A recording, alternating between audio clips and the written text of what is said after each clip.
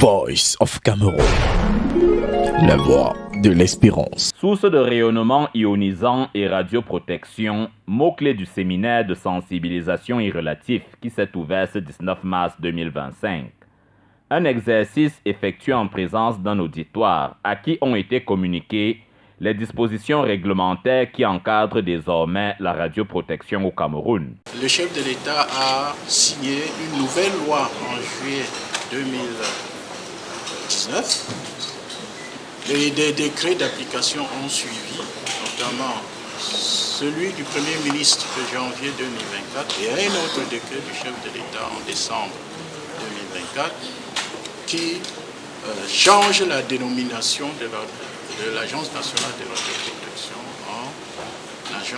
en autorité de sûreté radiologique et de sécurité nucléaire, en abrégé ASRAN.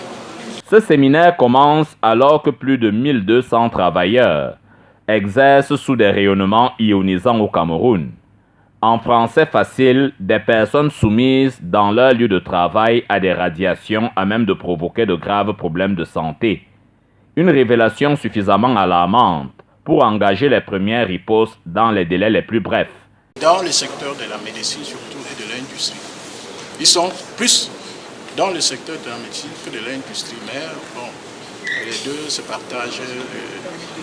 Tant entendu que chaque travailleur qui travaille avec une source de rayonnement ionisant doit être identifié. La nouvelle autorité de sécurité radiologique et de sécurité nucléaire, ASRAN, Sentinelle investit des missions de surveillance et de contrôle. Un terrain d'action sur lequel vont dorénavant se mouvoir des compétences déclinées en cette salle de conférence du ministère de la Recherche scientifique et de l'Innovation. Des missions complémentaires de la radioprotection, telles que la sécurité nucléaire, l'application des garanties et l'application des garanties de non-prolifération des armes nucléaires, qui sont des instruments internationaux auxquels le Cameroun a adhéré. Prévu pour se refermer le 21 mars prochain, cette assise, qui a débuté par la région du centre, se poursuivra dans les 9 autres.